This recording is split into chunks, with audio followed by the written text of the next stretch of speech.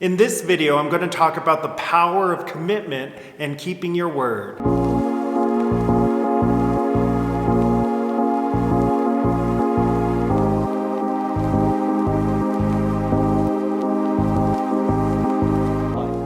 Hey guys, welcome back to my channel. And in case you're new here, my name is Mike and I'm a Kung Fu and Tai Chi teacher based out of Boulder, Colorado.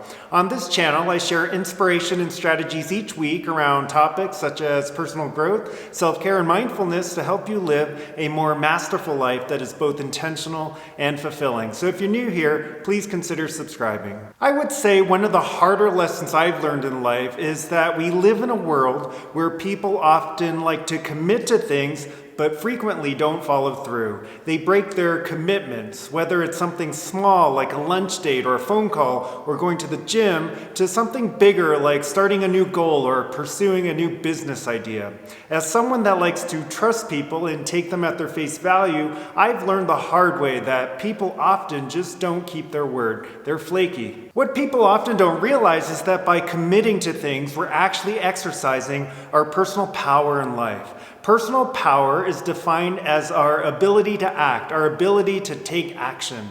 So every time we follow through on something that we say we're going to, we essentially build and nurture our personal power. However, when we do the opposite, when we say we're going to do something, but we don't, when we break our commitments, when we break our word, we're actually giving our power away. We lose personal power and not only hurt the people we make our commitments to, but ourselves as well. For example, as a Kung Fu teacher, I've had students tell me that they would be coming to class on Monday. Monday rolls around and right before class they text me, "Sifu, I was so busy at work today and I didn't get to eat lunch. I don't know if I can make it through class tonight, so I'm gonna skip it, but I'll be there on Wednesday." Wednesday comes around and before class I get another text, "Sifu, I'm really tired today. I wasn't able to get good sleep the night before because of XYZ. I think it would be best if I stayed home and rested. I promise I'll be there on Friday." Finally, it's Friday and I get yet another text, "Sifu, I'm so sorry. I know I said I would be there tonight, but I've just had a really rough week at work and I totally forgot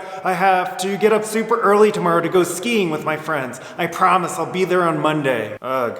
While my examples apply specifically to me as a Kung Fu teacher, they really could be about anything related to breaking commitments. It could be about flaking out and going to the gym with a friend or having date night with a significant other. The main point I'm trying to make is that if you break commitments over and over again, if you're always making excuses as to why you can't follow through on your promises, how do you think others are going to start perceiving you? People are going to start believing that you're not reliable and that you're not trustworthy, that you're not someone they can depend on to keep their word and honor their commitments. To me, this is a big part of what Way of Kung Fu means to me. The ability to honor our commitments and keep our word reflects our integrity.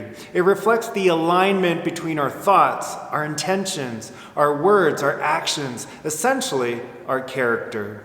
And what I've already alluded to earlier is that this lack of integrity doesn't just hurt your relationships and how others perceive you, but more importantly, you're ultimately hurting yourself and how you perceive you. When you don't follow through on commitments and promises you make to yourself or others, you actually weaken and diminish your self-esteem and confidence. You lose trust that you can actually exercise personal power and take action on the things you say you will. You basically start developing a habit into believing that you're not capable of getting done anything you try committing yourself to. And when this happens, we also lose our capacity for consistency.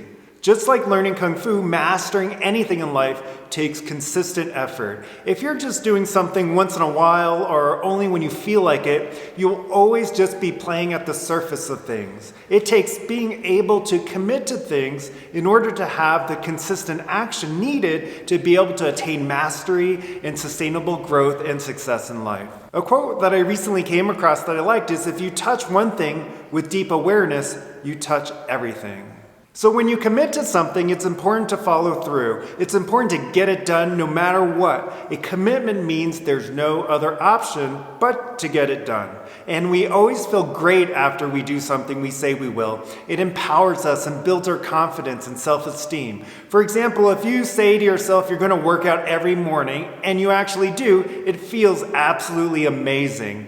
Afterwards, you feel proud of yourself and the discipline you exercised because you know you're in alignment and integrity with your greater vision for yourself. But we also all know what it feels like to not follow through. We can feel like a failure and disempowered. We can feel like we're not making progress towards our goals and dreams. And so if we're regularly falling short of our commitments, whether to ourselves or others, we need to start taking a hard look at how we're showing up in life. We want to better understand why we're not following through. When we're not living in integrity, it's always due to a fear that's holding us back from living in alignment. For example, for some people, it could be a fear of not being liked by others, meaning they might habitually overextend themselves by making too many commitments because they want to please everyone. And ultimately, they end up pleasing no one because they aren't able to follow through on their promises. So it's important to be intentional and selective about your commitments. Over the years, I've definitely learned to commit to fewer things, and I've had to learn to say no to a lot of things. I believe saying no to some things means saying yes to other things. And the things I say yes to, the things I commit to, I give 100% of myself to.